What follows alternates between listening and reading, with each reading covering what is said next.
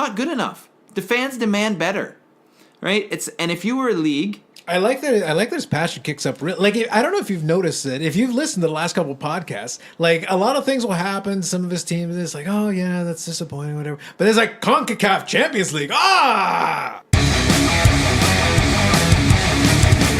Welcome to episode 7 of the Unnecessary Nonsense Podcast, the podcast of two unqualified idiots rambling on sports topics they likely know nothing about for an indeterminate timeline with a hastily thrown together format.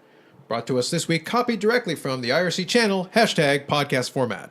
I'm Carlos Alcazar, and with me as always is my co-host, Dave Turnbull. Hello everybody, and once again, Carlos, you have come up with another obscure internet reference, which I do not get. Yes. So today's internet history lesson from Carlos this week is going to be IRC, or Internet Relay Chat. Basically, you would use a program to log into a server which would let you connect to a bunch of different chat rooms. Effectively, it was just a way of connecting. IRC chat rooms still exist. They're probably not as prevalent or as common as they were. Another thing that they were really good for, though, back in those days, where I think made them a lot more popular, was that you could go to different IRC chat rooms where you could actually download things like, say, MP3s or movies. It was kind of a way of getting in there. Not that people would pirate movies or music or anything like that. So now it's just sort of part of the dark web almost? Sort of. The truth is you can still download IRC clients. The old one that I used to use in Windows was called MIRC, which still exists. But think about how long this goes back to. MIRC, which wasn't the first IRC chat client, was originally designed in 1995. And it's still ongoing, which is actually very impressive for the internet. It still exists, and there's still been new iterations. So that is your internet history lesson of the week. Now, we've got some items on the program. So we're going to be talking about a little bit about the Week 4 thoughts from the Alliance of American Football, the standard. We're going to be talking also a little bit about what we're looking forward to in Week 5. But then we're going to get into some NFL news a little bit. We're going to talk about the Antonio Brown trade that almost happened but didn't happen, at least as of the time we're talking right now on Saturday. We're also going to be talking about what may potentially happen with Josh Rosen. You know, will the Cardinals trade him or will he kind of sit pat? Kind of our thoughts on that one. Still speculation, but it's worth talking about, I think. And then lastly, but certainly not least, well, probably least, and then we're going to talk about pretentious cross-country running with individuals who remain nameless. So first off the bat, we're going to talk about Week 4 in the Alliance of American Football. First off, do you have any thoughts on what happened in Week 4? Any games that you saw? You know, I didn't spend too much time watching the AAF this week, but I'm enjoying Orlando and the fact that like Orlando is legitimately legit. I don't know why I just used legitimately and legit in the same sentence, but hey. So that's a new phrase, legitimate, legit? It is now. Salt Lake is just generally bad, so that's a thought there.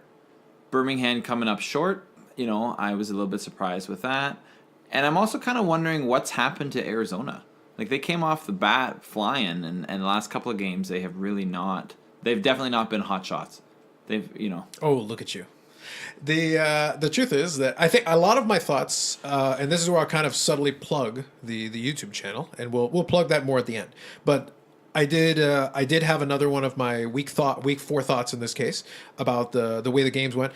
I would say a lot of what happened with Arizona is that frankly their offense is a little bit one-dimensional, so it either really works or it really doesn't. And to be honest, it's been in decline week by week since basically the first week. It's gotten progressively worse. They haven't really made a lot of adjustments, and a lot of it is going to come down whether John Wolford, I don't know if he's healthy following the Week 3 injury, and coming back in Week 4, he really didn't seem to be able to, he struggled to generate any kind of offense. Birmingham was something that I kind of saw coming a little bit, and I really did put my money where my mouth was because I basically bet on underdogs. To put it into perspective the best way, and I wish I had been a little more aggressive with it, I actually, on my end of it, I actually ended up taking a wager on 3 different underdogs in a parlay, and I hit on a 20-1 parlay, which tells you that it was built for underdogs. And one of the underdogs was basically selecting Atlanta to stay within 14 of Arizona. Which is, I mean, when it's that when the spread is that huge, right? It's why not take the flyer, right? Well, the truth is, you were getting almost 2-1 odds. Again, your site may vary, but you were getting almost 2-1 odds to basically tell Atlanta to stay competitive. And the truth is, Arizona hasn't been getting away from anybody. They've scored a little bit, but like I said, their scoring has been declining week by week. So once I hit that was a big deal. And then San Antonio winning, and then Memphis pulling off the upset, hitting it 3-1, 3-1, and 2-1. That ended up being a really big Basically, a really big parlay. Again, I wish I had been a little more aggressive with it. I took a flyer on it and ended up hitting, and I was like, well, it was good. But on the other hand, when it's that big an upset, you're going to start seeing these numbers start to reflect a little bit more that there is a lot more parity in this league right now than people really thought. Orlando right now, I think, is the only team that is legitimately running an offense that can actually be somewhat consistent, because I think Steve Spurrier is doing actually a really good job of putting together a game plan for teams. This week specifically, my big takeaway from the Orlando Apollos game was that I was really impressed with their game. Not because they only scored 20 points, because I think Salt Lake's defense is actually decent. What it came out of it, though, was they actually had about the most difficult challenge they've encountered so far defensively, and they're still able to win comfortably.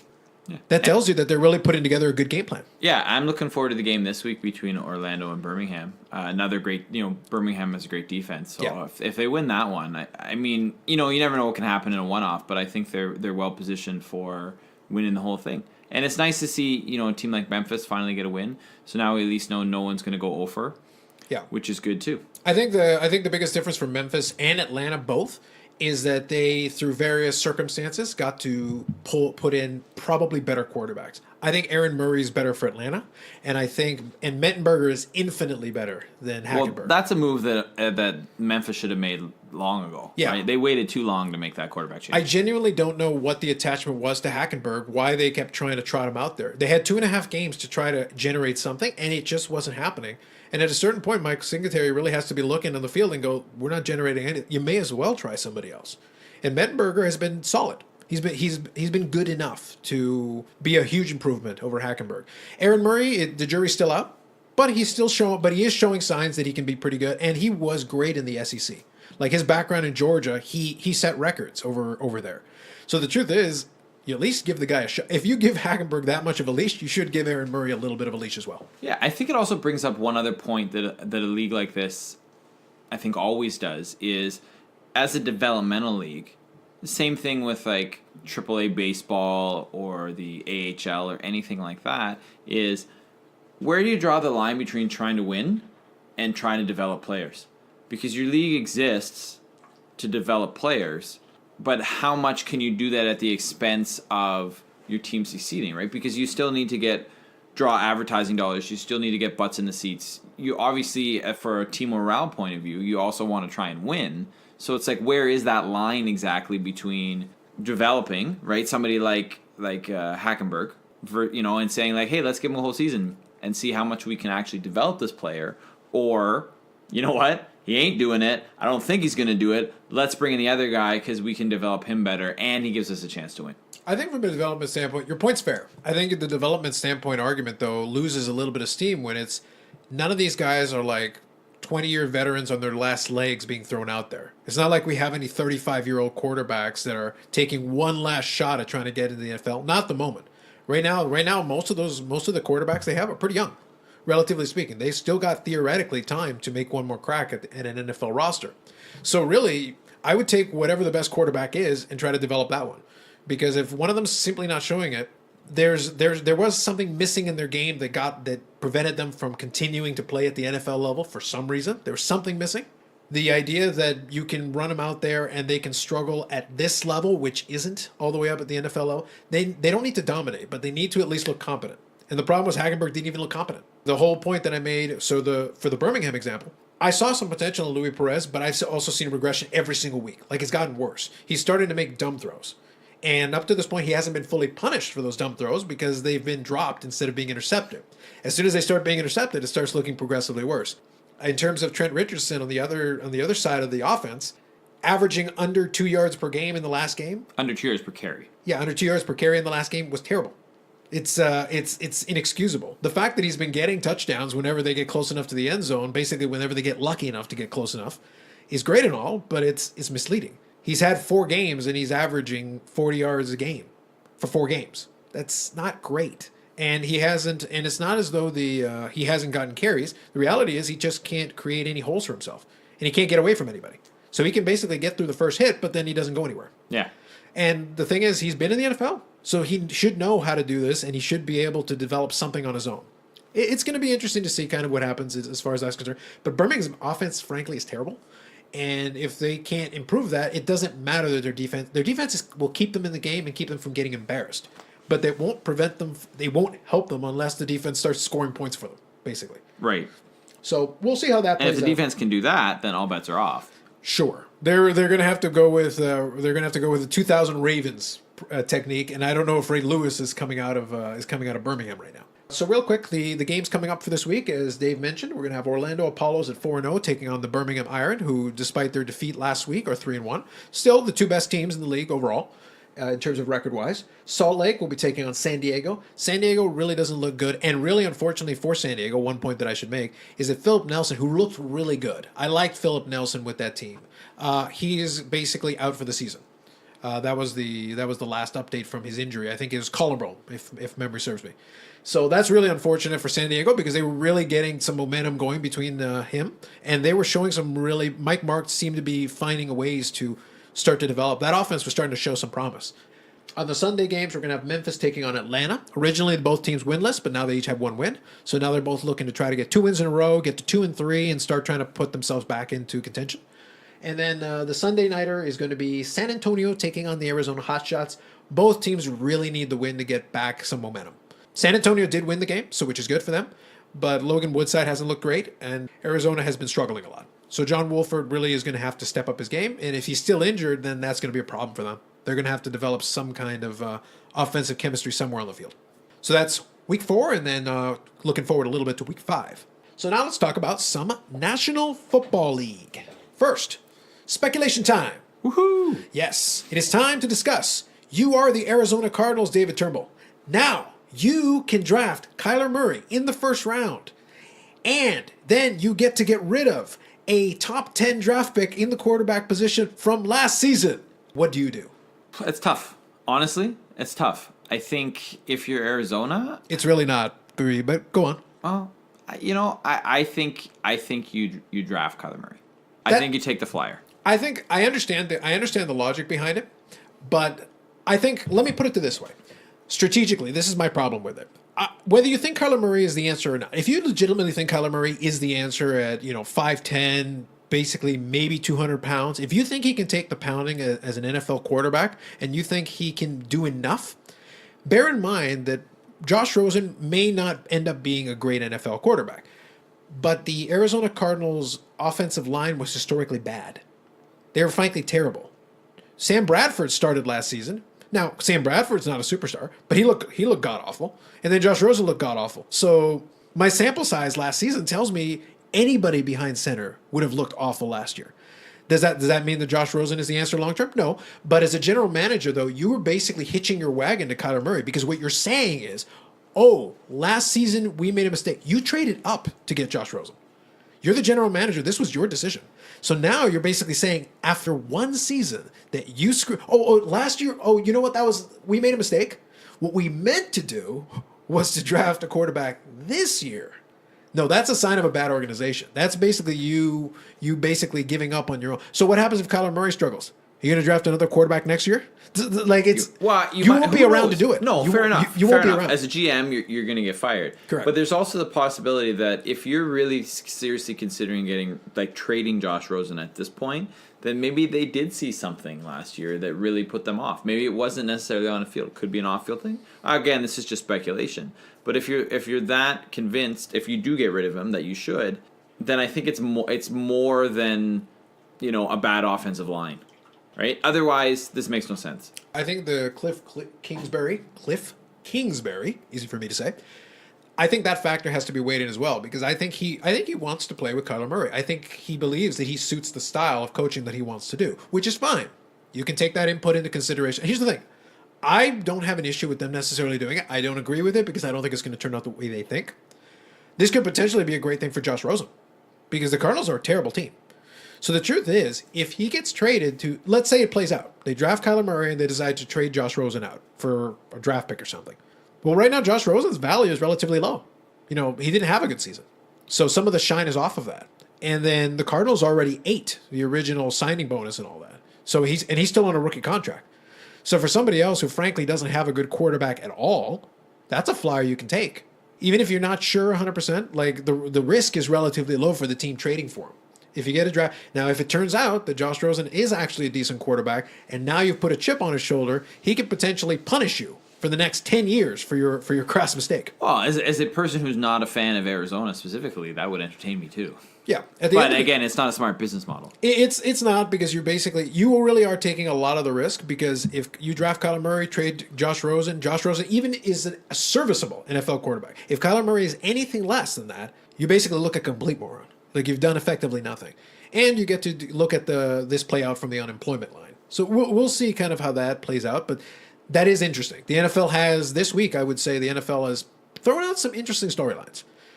So to that degree, let's talk about the current melodrama that is Antonio Brown. Oh, such great melodrama. It's beautiful. Honestly, I think what you need to do if you're the Pittsburgh Steelers is just make the trade official and don't make any announcement whatsoever until the trade's happened. So the first day you're allowed to just get rid of him, unload him, here you go, it's done, and you announce the trade is finished. Because this whole thing with him going to Buffalo, so it leaks that, you know, they have a deal in place, in principle anyway, with Buffalo. And then Antonio Brown sinks it himself, right? With his comments about how he's not going to play in Buffalo and the city of Buffalo, whatever. And I mean, yes, Buffalo has some issues. It's cold, there's winter, and, you know, we have frozen watching those games before.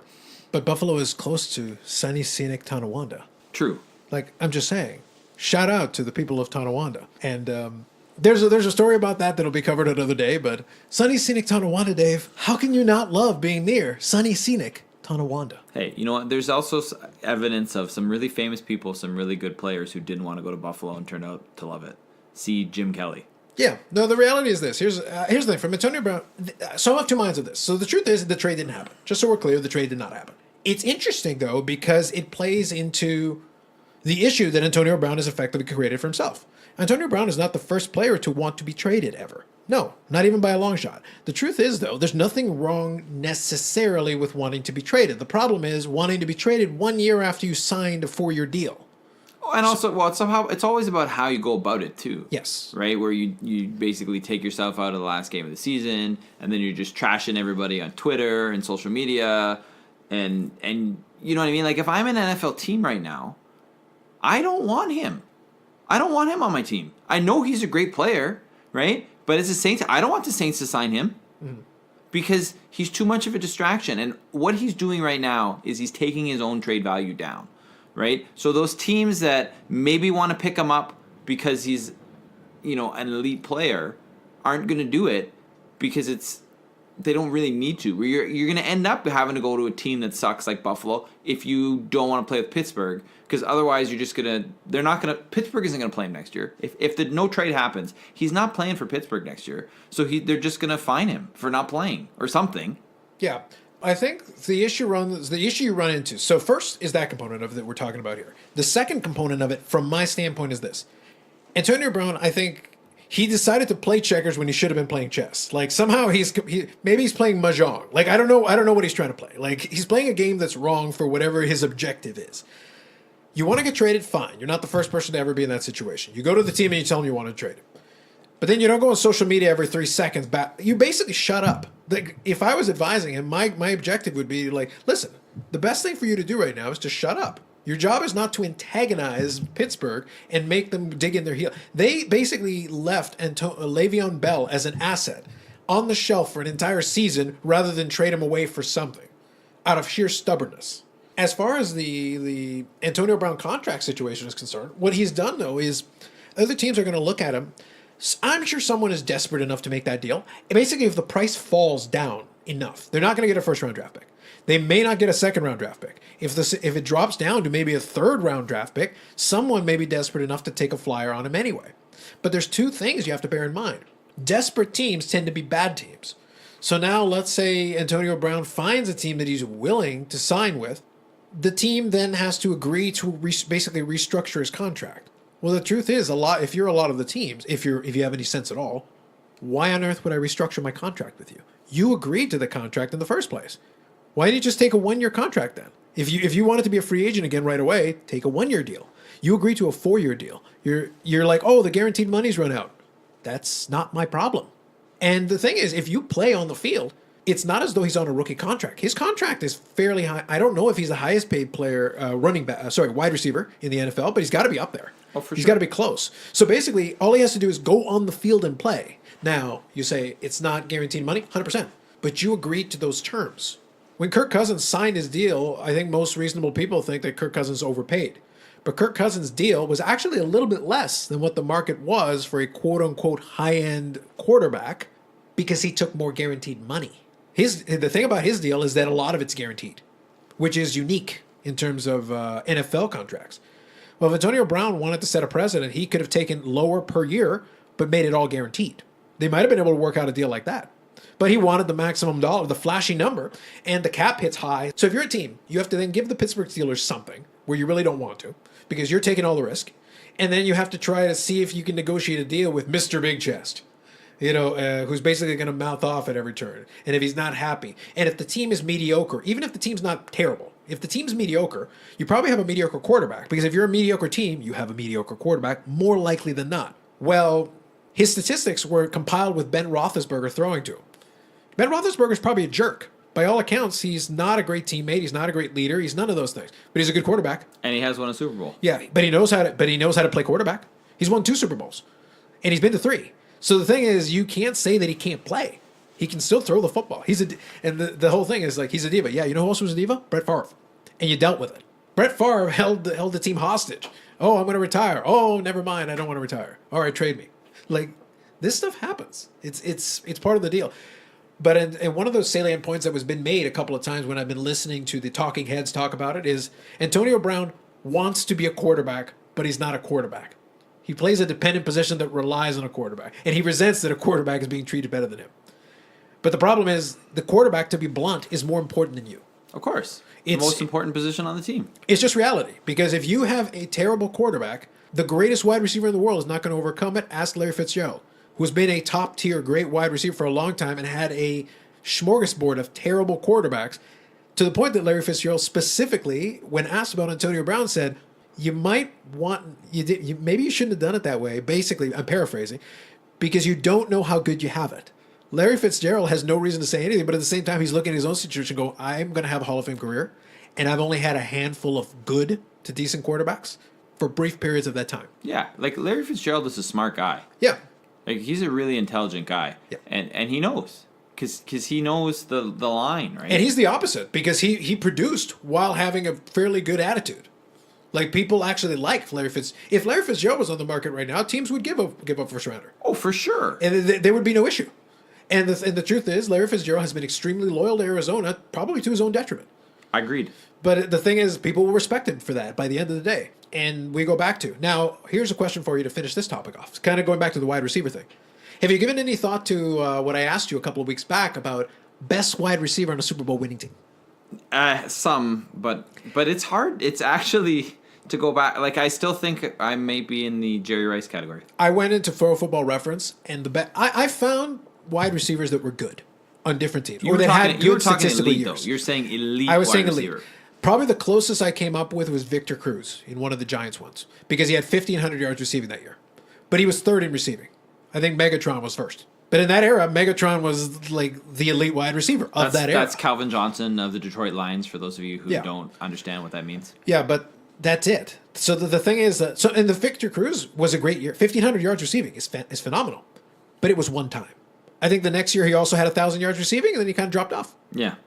So it's like, yes. So I think there have been a few guys who have had one-off great seasons, but I went and looked, and it was like, no. Even a bunch of the New England years, we know New England really, outside of the Randy Moss year, really hasn't had elite wide receivers. And he wasn't really that elite in terms of where he was in his career when he was playing with New England either. He wasn't before he got to New England, but I don't know if you remember, he had 20 touchdown receptions in that New England year. He was breaking offensive records because the combination of him and Tom Brady worked. And the thing is, Randy Moss still had gas left in the tank. He just wasn't motivated to use the gas tank. Well, in New England, he had a shot at a Super Bowl. He used the gas tank. And for that first season, he was lighting. That's where Brady got 50 touchdowns. 20 of them went to Randy Moss. Yeah. So it's like he was lighting up scoreboards everywhere. So the reality is, elite wide receivers do not grow on trees. If you're a team who has terrible wide receiving, then for you, maybe it makes sense looking at an Antonio Brown. But the truth is, if you have even decent wide receivers who can get open, or maybe all-time greats like Julian Edelman. As long as you have some kind of a receiver that can get open, it doesn't matter. Because if your quarterback is elite or very good, they can work with that. You don't need an elite. Great teams, legitimately great teams, do not need an elite wide receiver. It's a luxury. It's something nice to have. That's why I think the Antonio Brown thing's interesting, because it's like, well, other than terrible teams, who would want you? None of the other ones who are any good are going to want to upset the apple cart. When, if they're legitimately a Super Bowl contender, are they going to want to deal with your attitude? And are they going to want to restructure? Because if you're a Super Bowl contender, you're probably running close to the cap. Are you going to want to?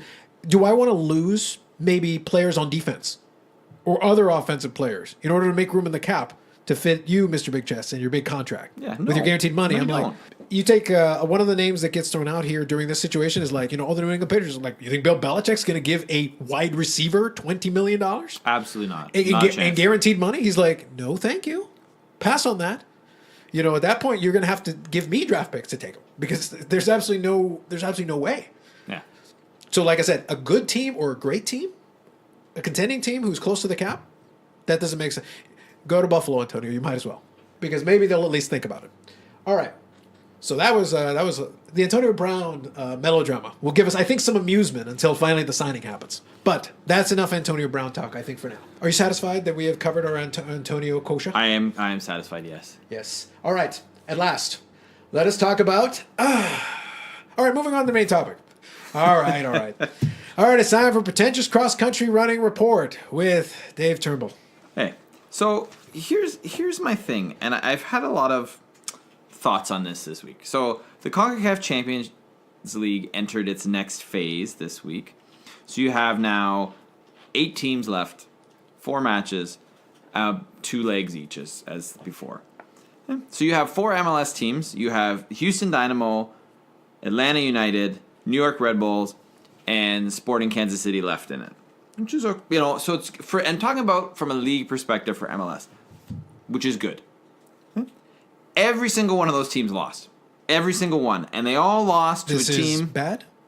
It is, because here's the thing. Let me give you the scores first. So Houston lost to Tigres from Mexico 2-0. Okay? 2-0? That's like losing 100-0 in a real sport. My God. KC lost 2-1 to Independiente from Panama. Feel free to wave the flag, as he is doing right now. Okay? Monterrey beat Atlanta 3-0, and San Jose Laguna beat Red Bull, who went to the semifinals last year, 2-0. So here's my point is, and I listened to some MLS talk, mostly TFC related, because obviously we're in the Toronto market, and I support that team, but some other stuff too. And it's like, just out of curiosity, was the MLS talk you and another guy in an alley? No. Okay, just want to make sure. The echo makes it sound like more people. I'm just throwing that out there so I have an idea for you. Go on. But the point is that MLS thinks, we've taken these great strides as a league, and they have taken strides. The league started in 1996, right? But I honestly feel like if they don't give a shit about this tournament, they don't seem to really care, except when somebody says, well, you know what? The Mexican League's better than MLS. And they're like, no. Yes, the Mexican League is better than MLS, because every time this tournament has happened in the current format, a Mexican team has won. Right? And if you want your league to be respected internationally to some degree, like more than just like we notice it and you have some good players, then you need to take this tournament seriously, and you need to actually start winning it. What the league has done right now, it's just not good enough. And it seems like the league itself and people around the league, other than a few people who follow it, like Alexi Lalas, who I respect as a former U.S. defender, national defender, they don't care. They don't seem it's a big deal. Well, you know what? You should care. Because it's like if you were a Major League Baseball team. So let's say you were, give me a team, Carlos. Pick a team. Detroit Tigers. Okay, so if you were the Detroit Tigers and you won, every year you won or came close to winning the American League, but you never won the World Series. You didn't come close to winning the World Series. But you're like, you know what? We're pretty good because we make the, right? As a Detroit Tigers fan, are you going to be like, guys, that's not good enough. You have to win the World Series. To be considered good, really good, you have to win that. Winning the American League, ask Texas Rangers, a couple of years in a row, or ask the Dodgers for winning the Nat, it's not good enough. The fans demand better, right? And if you were a league, I like that. I like that his passion kicks up. Like, I don't know if you've noticed it. If you've listened to the last couple of podcasts, like a lot of things will happen. Some of his teams, it's like, oh yeah, that's disappointing, whatever. But it's like CONCACAF Champions League. Ah, Well, because it's the league, and they think they're better than they are, right? It's like realistically, hold on a second. Let me finish. Go. So it's like if you were, the baseball league in Japan. Okay. There's a couple, but yeah. So what's Pacific League would be one. What's the baseball league in Japan? Remind me. There's a couple of different ones. No, the big one. Like Nippon, I believe. Well, Yeah, is that what Nippon let me Professional tell you. Baseball? Keep talking. But it's the point. The point is, like, if you're that league and you think you're like the best league ever, okay, then you would have to beat on a semi-regular basis. You would have to beat an MLB team. Now I know they don't play like that, right? Nippon Professional Baseball is one of them. But if you thought you were Nippon Professional Baseball, we're the greatest sports baseball league in the world. Well, one, you got to attract the best players. We all know the best soccer leagues are in Europe. That's not in debate. But you got to attract the best players, and if you're in an inter-regional competition, then you should at least stand a chance, right? Could a Nippon Professional Baseball team beat an MLB team? Sure. But if you're able to if they get the right matchup, I think they can compete. But especially the Florida Marlins. But if you they're the Miami Marlins. Whatever. Check yourself, sir. I know.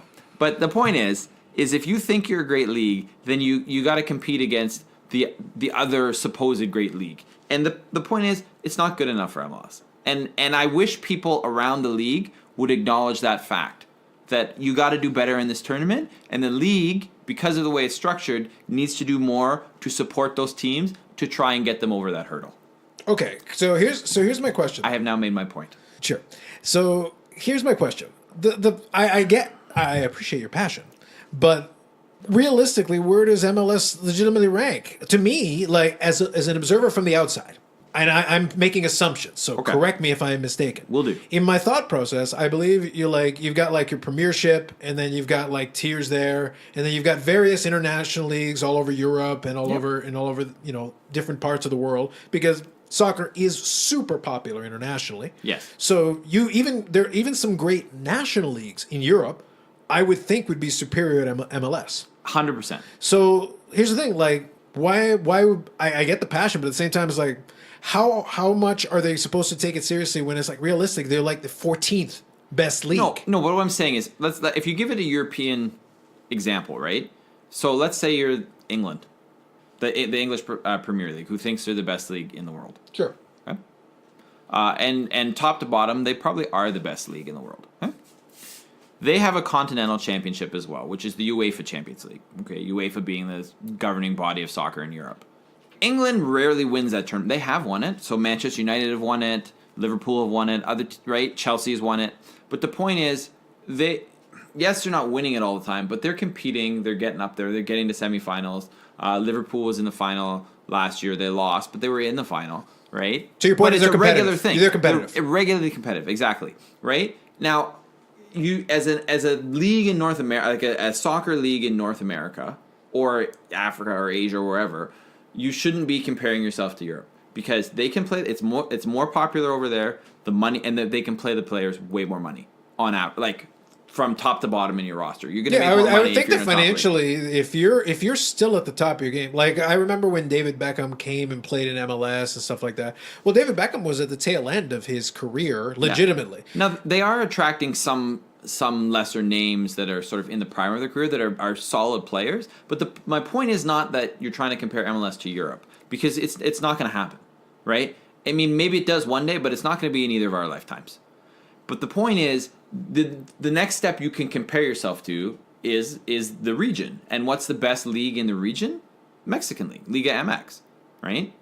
And if you're not going to be anywhere close to that league, right? Here's my thing. Either compete or stop pretending that you're even close. Look at you. And he rolls up the sleeves. Serious business. Serious business. All right. Let's talk about baseball now. All right. So, that concludes your pretentious cross-country running report. Okay, so this week we're talking about the National League East. And by the way, this was legitimately difficult. I actually really had to dig in and kind of really look at it. And there's really only one that I'm very comfortable exactly where I placed them. Yeah, me too. And I feel that There's been a lot of trades, a lot of movement in this division, which I think makes it really interesting. Yes. I don't think it's going to be as good as, say, like top to bottom as, say, the NL Central. It could be interesting. It's tough because some of these teams, like looking at what they actually have, it's compelling. I think it's interesting. But the competitiveness may be really good. So here's what I have down as my top to bottom. Although again, I'm pretty close. The top three are going to be the top three, although maybe not in this order. And the bottom is going to be the bottom. So I have the Braves number 1, the Nationals number 2, the Phillies number 3, the Mets number 4, and the Miami Marlins number 5. Show some respect on their name. All right. So similar again, same kind of thing. So 4 and 5 are the same. I got the Mets 4 and the Miami Marlins 5. The first 3 are really where you kind of have to debate it and really figure out where you think they're going to fall. So I've got the Washington Nationals winning the division, followed by the Atlanta Braves, followed by the Philadelphia Phillies. Now the thing is, you could make the argument for any order you want. Realistically, there are arguments to be made for those 3 to go in any sequence that you see fit. Yeah. And it's not a slight, by the way. The gap between the New York Mets and the Miami Marlins right now is huge. So when we're calling them number 4, we're not trying to insult them. The truth is, they're just shy of those top 3 teams, but I think they could very well be decent and still end up in 4th despite being fairly decent. Yeah. All right. So let's start where there's major agreement, and that's the Miami Marlins. I think we both agree they're going to suck, and they're going to suck a lot. As far as I'm concerned, I would be shocked if this team doesn't lose a minimum of 100 games this year. Are you trying to suggest that, as an executive, Derek Jeter is not bringing the winning tradition to Miami? Well, I like Derek Jeter. I have a lot of respect for Derek Jeter, but he ain't bringing nothing to Miami right now, other than a name. At the very least, we can see. I still need to give him more time. But at some point, I would love to have the debate of who's the worst executive, Michael Jordan or Derek Jeter, for a great player who knew how to do things in his sport, but just sucks as an executive. That would actually be a good debate, or at least a good top 5 list. Like I need another year or two just to be. I think we need a little more body of work because Jordan has had more time to screw up, and Isaiah Thomas would be up there too because frankly he sucked too, for multiple teams. Go on. All right, so here's some notes I have on the Marlins, although I don't know why I even made notes. Did the notes just say they suck? They suck. They should. It looks like that's what you drew there. So, I mean, they keep trading away their best pieces, right? That's the tradition with Miami is that Are you trying to say that Christian Yelich is decent? Yes. Okay. So they get close to being good or competing, or they've won a couple World Series. They did. And then they just blow it up because they have no money. I've been to 2 games in Miami, and you're sitting in maybe if you're lucky, a 1/3 full stadium. Anyway, so they traded JT Realmuto away, actually within the division, which I think makes that more interesting too. He was their catcher. They got Lewis Brinson in the Christian Yelich trade, who's 24 and had horrible the year last year. I laughed because I was reading one of the magazines, the MLB preview, and their point was, it's like, they got Lewis Brinson. He strikes out all the time, doesn't walk, and doesn't hit. So on a plus side, I guess, he really has nowhere to go but up this year. Are you trying to say that, because it feels like that blurb of a write-up is not dissimilar to what we got for I think the Chicago White Sox.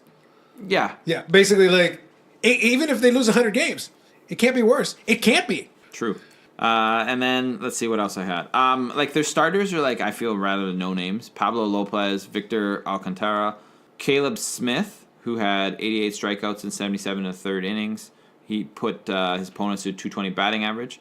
He's 27, so like maybe he could be good. Those aren't horrible numbers. So the only really good thing is they have Starlin Castro at second base, and he's pretty good. And yeah, Miami's gonna suck. I think really there isn't a lot that I can add to that. The truth is, and I really didn't want to go player by player because frankly it was embarrassing just looking at it. I think the most compelling storylines are going to be if they're able to actually convert any of their prospects into legitimate major league players. They're strictly in pretty much a semi-permanent rebuild mode. They're basically trying to develop something, but the question is going to be long-term with Miami. The question always is not if they can find good players, because they have. Historically, they've had good players. It's, can you keep good players while in turn getting other good players?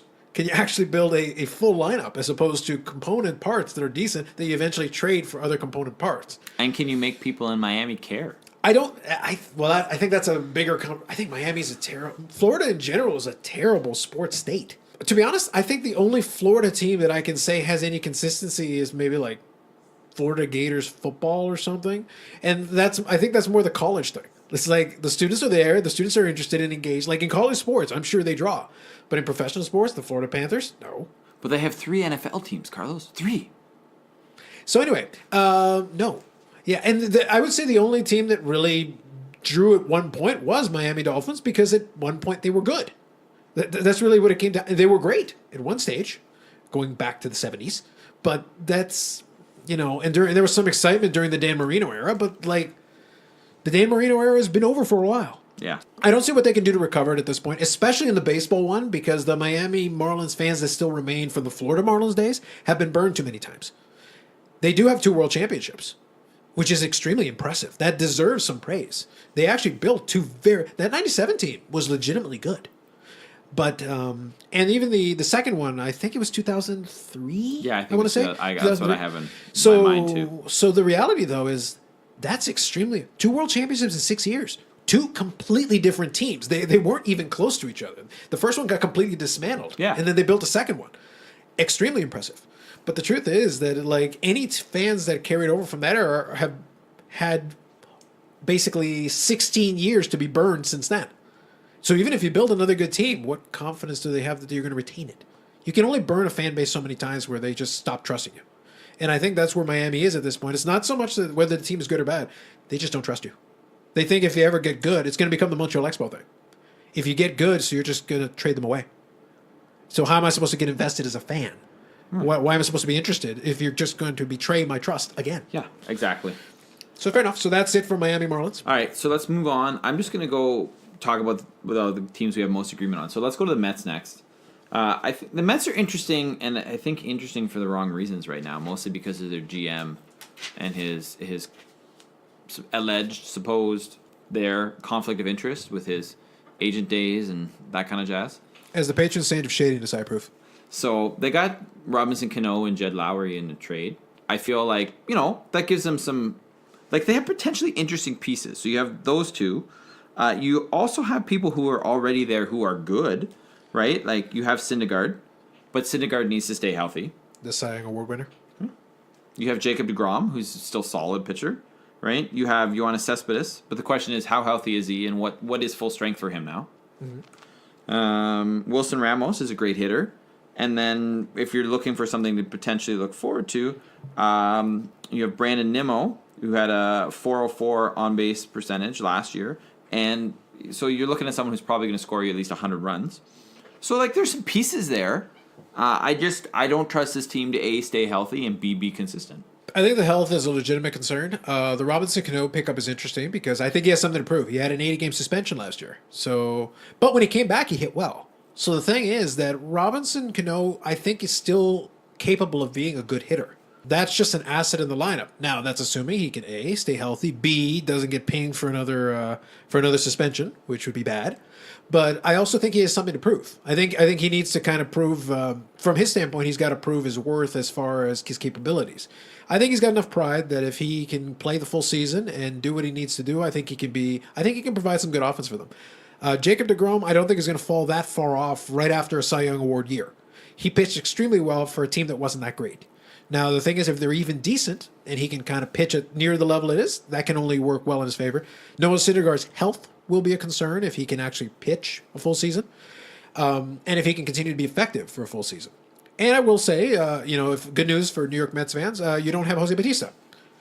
So at this point, anytime you can get rid of Jose Bautista, that's a plus. Yeah. Weird stat of the day. Jose Bautista is listed in the Baseball Reference as being 205 pounds. Are you aware that for the last 2 seasons he's hit under his weight? 2 seasons. It doesn't surprise me. I was not aware of the specific statistic, but it doesn't surprise me. That sucks. Yes. Not a little bit. It sucks a lot. Maybe why he's not with the team right now. Yeah. I suspect one thing that I saw somewhere on one of the blogs was that pitching, like, if he realizes that the end has in fact come, he's a candidate to get the 1-day contract with the Blue Jays so that they can do the retirement thing. Give him the 1-day contract, the ceremonial, and then ship him off. Yeah, I think that'd be a great gesture. They kept him for 1 year too long, frankly. The Jays should never have brought him back. I wish we still had an Encarnacion. I'd rather have him. Fact. Okay, so that's the New York Mets. So to be fair, from my end, I won't list off players because I think Dave did a good job summing that up. What it really comes down to is that we think the Mets potentially could be interesting, but interesting right now means maybe about 500 or a little over 500. The problem is in this division, with what's left here to talk about, 500 probably won't get the job done. All right, so let's move on to the Phillies then. So we both have them coming in as 3, but the Phillies interest me because of the moves they've made. Now, we talked a lot last week about Bryce Harper, so I don't think we really need to go into that as much this week. I think that's going to make again, we neither of us like the contract, but I think both of us feel it's going to make Philadelphia better. How much better? It's an upgrade. We'll I think in terms of their outfield, there's some interest there.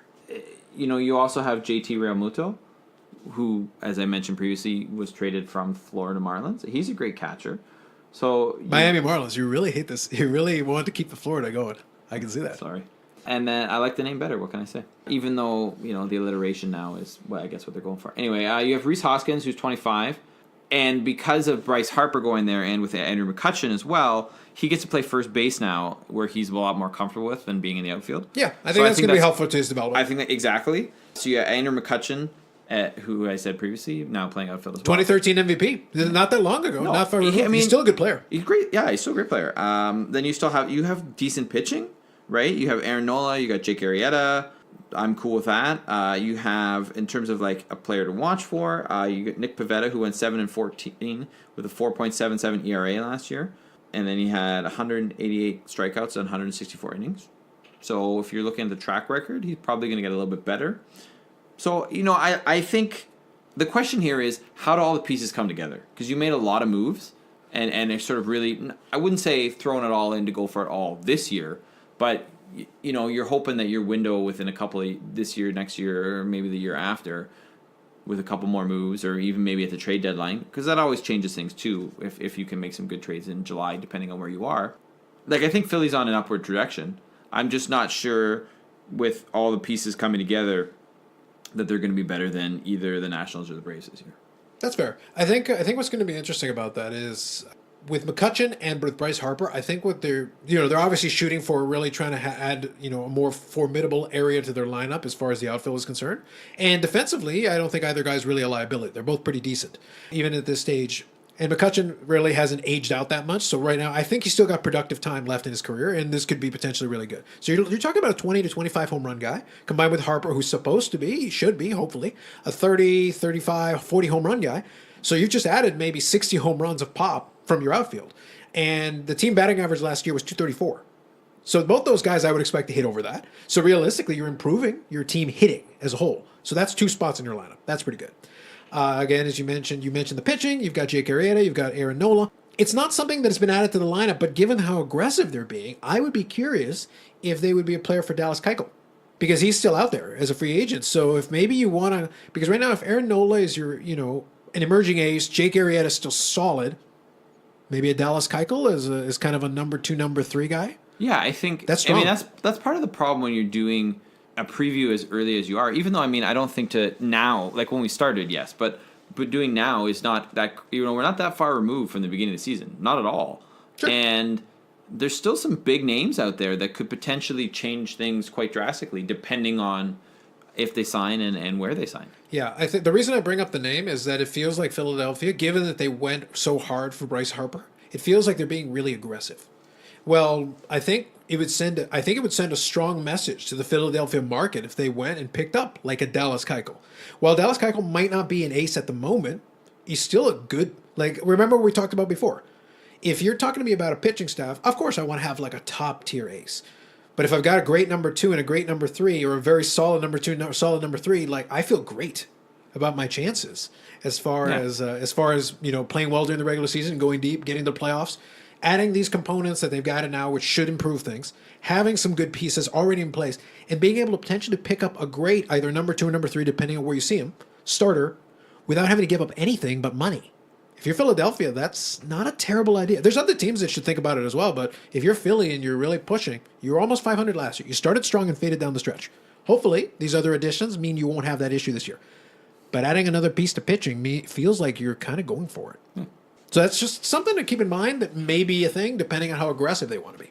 Yeah. Now, here's the other thing about this division. We're going to go to the Nationals next. And here's what I like. When you look at it, and I think one of the reasons it was hard for us to sort of pick the top three, was, other than the rosters, is the Nationals were first last year, and they went 82-80.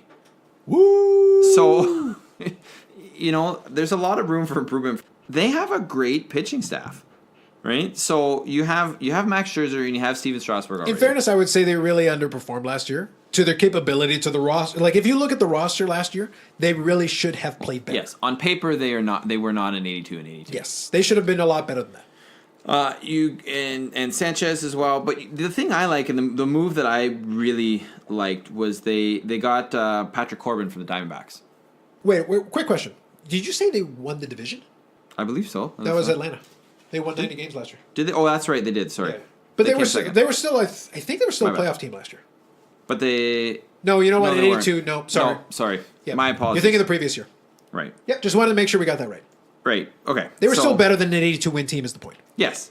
So yes, they did finish second, and you have them winning this year. I have them in second. Mm-hmm. Patrick Corbin from the Diamondbacks. So he went 11-7 with a 3.15 ERA, 1.05 WHIP, 246 strikeouts in 200 innings with the Diamondbacks. It's a strong addition. The thing is, the Patrick Corbin acquisition plays into what I just said about the Dallas Keuchel thing. it's That's the reason why I'm wondering, if you're Philadelphia, if you don't consider that acquisition as kind of a countermeasure to the Patrick Corbin move. Yeah, because I would say they definitely have the strongest pitching staff or starting pitching staff in the division. But that's why you far. if you're doing an arms race inside of your division and you just see one of your opponents do something like that, like Patrick And Corbin is a good pickup. if you're already spending stupid money, Yes. That's what I'm saying. Like, you may as well go and attack. If you can get Keuchel on like a 2 or 3 year deal, depending on what he's looking for. I don't know what his market is for himself. But if you lock him up for 2 or 3 years, I feel like Keuchel is potentially a little better version of what Corbin is. It just depends. But then that kind of shifts things a little bit back in your favor as well. Yeah.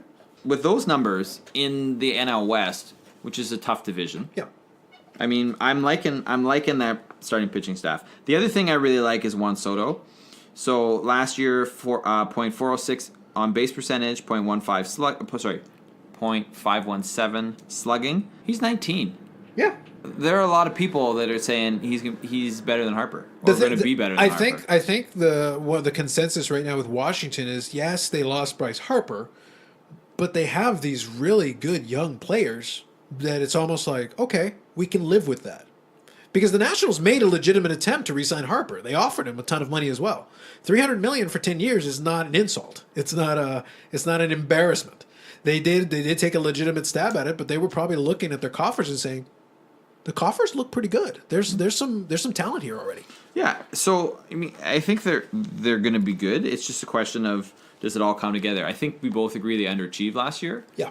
And it depends how much they get over that. So would I be surprised if they won the division? No.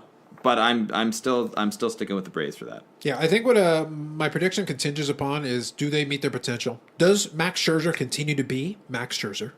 Because he's been great. And last year, I think he was second in Cy Young voting last year to Jacob deGrom. So the reality is that if he stays somewhere in that top 5 Cy Young voting type of level, he had 300 strikeouts last year. I don't expect that. But if he continues down his path that he's been going, I think he's still at or near that level. He's still the ace of the staff. If Strasburg can stay relatively healthy, that's a strong number 2, because he's capable of being dominant in stretches. And then you add Patrick Corbin as a solidifier at number 3. You've got a good 1-2-3 punch in your pitching staff. That's looking good. And then you've got all these young players who potentially develop. And I don't think you mentioned Anthony Rendon. I did not. Who's strong. Victor Robles, strong. Like, there are some good players on this Washington Nationals. It's one of those things like, yeah, you lost a great player, but you've got all these other great players too. So you were able to reload the coffers almost at the same time as where you can live with it. And you lost a guy within the division, and you still feel like you're still strongly in contention anyway. Yeah, like I'm not. If I wouldn't be super worried about Philadelphia if I was Washington. No, not like I necessarily. feel you've made comparable moves. It's sort of one of those points that we talked about. Is if you're going to spend all that crazy money, wouldn't you rather get like 2, 3, maybe even 4, depending, very serviceable guys who may end up doing you better? And I think, for example, Patrick Corbin would be one of those guys. Yeah, what it's going to come down to is now that you are technically saving that money, now are you going to, if you're in position late in the season during the trade deadline, you may have more financial flexibility to be able to make the big move late. You might be able to get that rental to put you over the top, whereas Philadelphia may or may not be hamstrung. I don't know what their financial situation is. If they feel like, so they might be okay with committing big time to one player. That's why I say, like, if they do pull off another move, like a Keuchel or somebody like that to solidify another area and gain more strength, then it feels more like they're going for it right now, as opposed to if they kind of sit back and say, okay, look, we've made a splash. I think we've got the market excited. If we do something this year, awesome. But if not, we're going to reload more for next year. It'll kind of depend to see their level of aggression over the next couple of weeks and months is really going to tell me what they plan on doing. But the Nationals probably have a lot of flexibility to be able to decide where they're at as they get closer to that trade deadline. Agreed. So I think that's why I say this little matchup here, I think is going to be kind of an interesting game within the game right now at the top of this division. All right, so then moving on to the Braves, who've done a couple of interesting things. So I don't know. The more I look at this, the more I think I want to put Washington number one. Now you see my thought process on it. Washington's interesting. But here's some big thing: $23 million for Josh Donaldson for 1 year. I think it's a good deal for 1 year. I think it's a fair gamble to take. If he's not good, drop him. Yeah. Like leave him for free agency. It's okay. Yeah, but he also takes Johan Camargo's spot, who was playing there last year. Johan Camargo's 25. So question as to where's he going to play. But, I mean, if you look at these other guys, you have Ender Inciarte, elite defender, good contact hitter. Freddie Freeman, very solid. Ronald Acuna Jr., also very solid. You got Brian McCann, who's going to platoon with Tyler Flowers, a catcher, who's like, he's being compared to that sort of like the David Ross with the Chicago Cubs kind of guy, where he can still play, he can still add to the team, but he's also going to give you that sort of leadership and clubhouse guy as well, which I think is good. The only question I somewhat question, maybe a little bit more than somewhat, I question their rotation. It's not clear that they have a number one starter.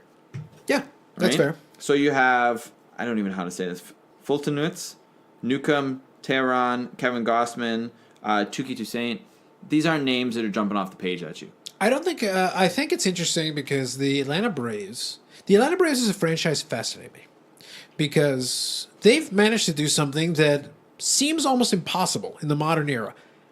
They haven't always been good all the time, but they've had stretches for years now, going back to the early 90s, where they've been very good to solid, consistently, year after year. And part of that you can attribute to, that 90s era where they had, Chipper Jones and Greg Maddux and, John Smalls. For some reason, I'm always forgetting the third guy. Tom Glavine. Yeah, Tom Glavine. So you had that three-headed monster in your rotation. You knew that going in. But after those pieces started to go away, after they lost Maddux, then they picked up, I think, Mark Hudson. And Mark Hudson had some serviceable years for him. Yeah, no, they've been consistently good. And they only have really in our lifetime the one World Series championship, but they've been there consistently, right? I mean, you'd probably be somewhat frustrated as an Atlanta Braves fan, right? Because you've only won one World Series, and when you're winning all the time, obviously you want to go that one step. Because if I was a Miami fan, I'd trade the Braves in a second. You really are picking on the Miami fans so much. I am. To be honest, I like this side of you. Finally, some of my horribleness is rubbing off on you. You're just randomly taking shots. If you start taking unprovoked shots at Tom Brady, it means I finally taught you well. There's time for that. There's plenty of time. I doubt it today. There's plenty of time. But honestly, if you're a fan who wants your team to win and be a consistent level of production, that is the Atlanta Braves, right? They are an example of how to do it and how to do it well. Kind of like St. Louis in a sense, right? St. Louis has won a little more. I like very much what they've done. Part of what's interesting to me, and this is where it fascinates me, is I feel like they almost have fatigue from all that success because it feels like a lot of times their fans kind of stagnate. Like they'll come, but they tend to get more excited when the playoffs come because that was a phenomenon you started to notice over time. It's almost like you make the playoffs every year, you take it for granted, which if you're in a fan base that is like, no, making the playoffs is hard. It's actually not easy, and it's not automatic. But that's the thing. When I look at Atlanta, part of the reason I mention it is because I like to look sometimes back, especially when I think of an Atlanta Braves. And from 91 till 2005, they made the playoffs every year. The only exception being 94 when there was no playoffs. That's a run. Like, that's tremendous. And then they were out of the playoffs 4 years. They made it back to the playoffs. Out of the playoffs a year, made it to the playoffs 2 years in a row. Out of playoffs for 4 years, and they got to the playoffs last year. One World Series, yes, but they're always there. And then this past season, 90 wins with a team that came out of nowhere. Bunch of young guys and kind of a no-name, to your point, kind of a no-name pitching staff. But the thing is, you can make that work. The pitching staff doesn't have to be full of greats. It just has to be full of solid professional and players. we also remember we have to remember we're talking about a team that won the division last year. Yeah. Right? And they didn't look great against the Dodgers in the playoffs. But some of the young guys can use that experience and build off of it. But they can become scarier. When you're a younger team, you can't knock playoff experience. That's the whole thing, is that I think from their standpoint, I think Atlanta was thrilled that they got their kind of ahead of schedule. I don't think they anticipated being in the playoffs last year. I think from them, it was like, oh my goodness, this is exciting. We got here. But now these guys actually got a taste.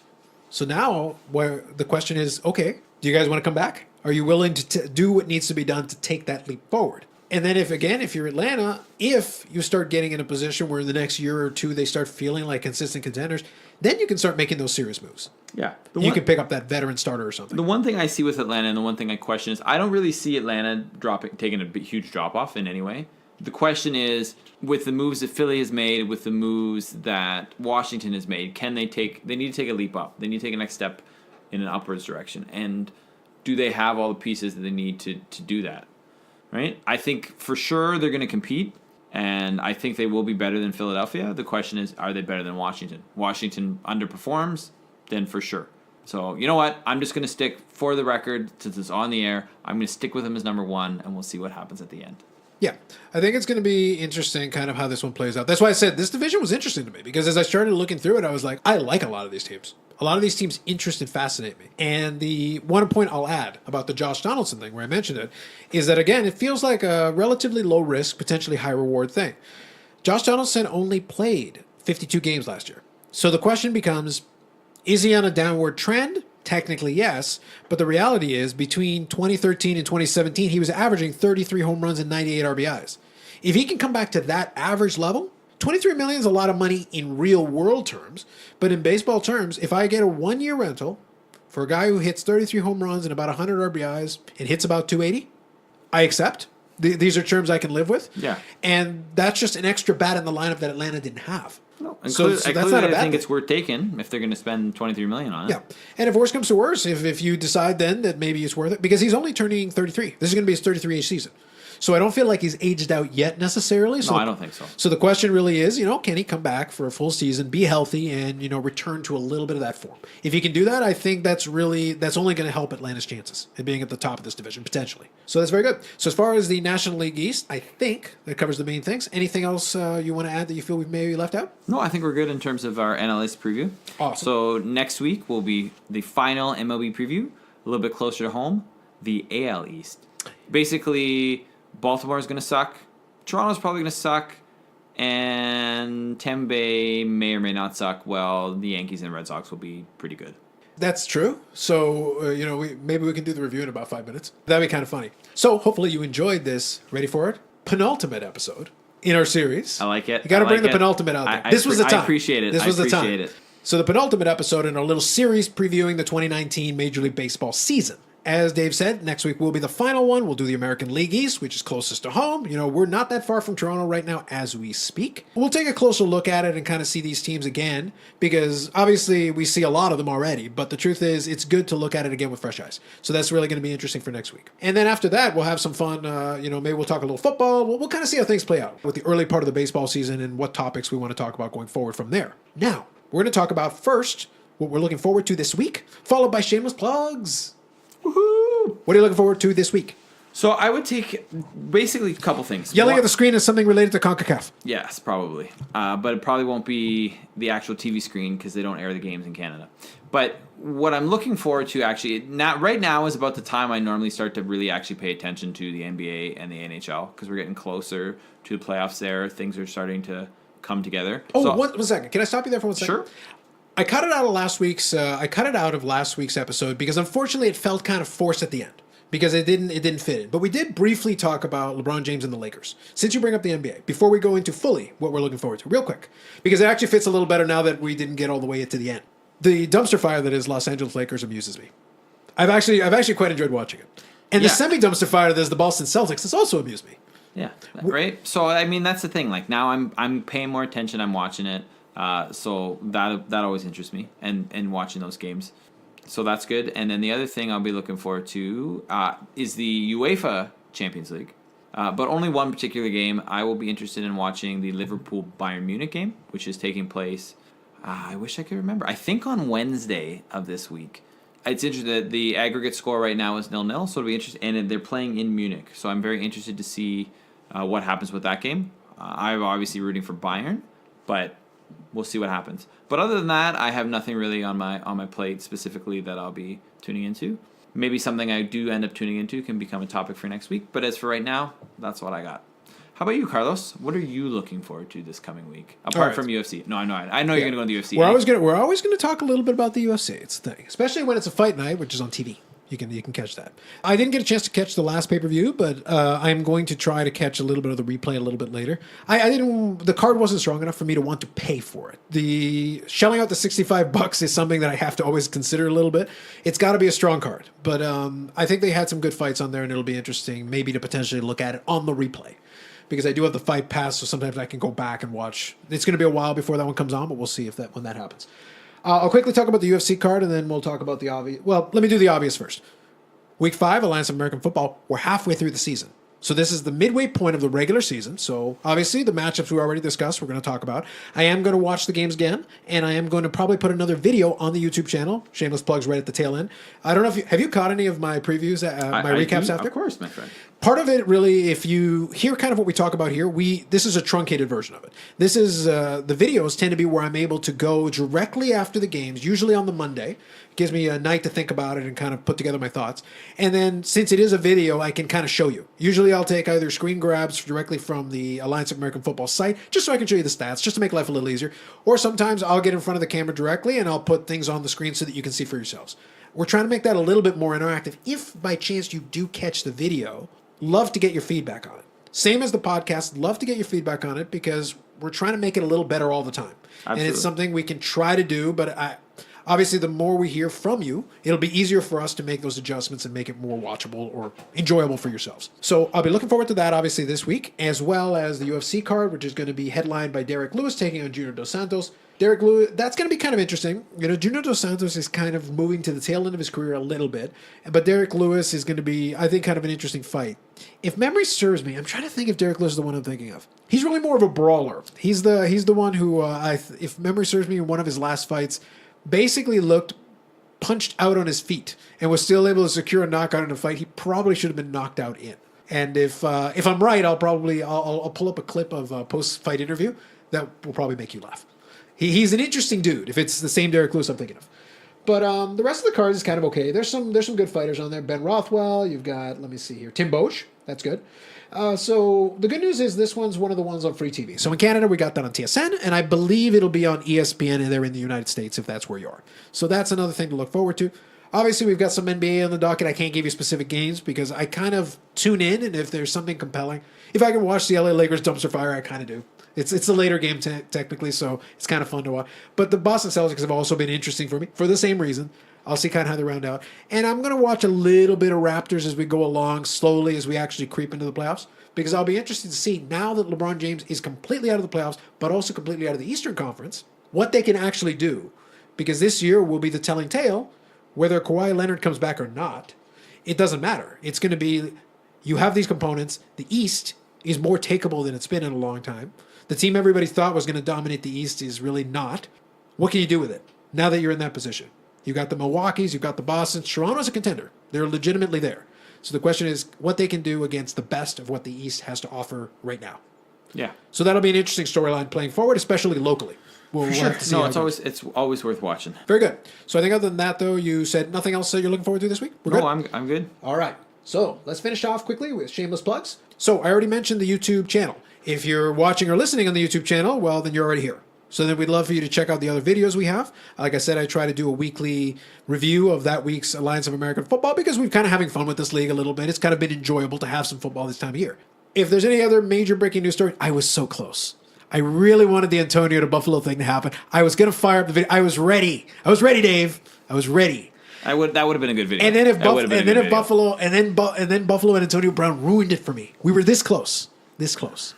But if something really interesting happens, then I'll usually fire up the camera and at least opine some thoughts on it. It's a supplement to what we're doing weekly on the podcast because sometimes stuff happens during the week. And if it's a big enough deal, we can't wait until the end of the week. We got enough to talk about as it is, right? Exactly. There's usually enough. We've got that going on. And as far as Instagram is concerned, we are at Unnecessary Podcast. As far as Twitter is concerned, we're at unnecessary_pod. I'm going to try to tweet probably some more heinous hot takes, in addition to our shameless plugs on there as well. We do have a website that we do through Podbean, which is unnecessarypod.podbean.com. If for whatever reason you can't find us on iTunes, Spotify, Google Play, one of those, we're on all of them. So you can pick your podcast app of choice. We should be there. Anything else you want to shamelessly plug? Any other random soccer league in a fourth world country? Not even third world, fourth world, fifth world? No. Fourth dimension? No, I'm good. This is the first March break that I've actually been in the country for 3 years, so I'm actually looking forward to actually watching some of the sports this week as opposed to doing other things. Look at you. Very good. Well, then that concludes episode 7 of the Unnecessary Nonsense podcast. For Dave and myself, we thank you for watching and listening. Please comment if you can, wherever it's available. We'd love to hear the feedback. Otherwise, we will see you next time.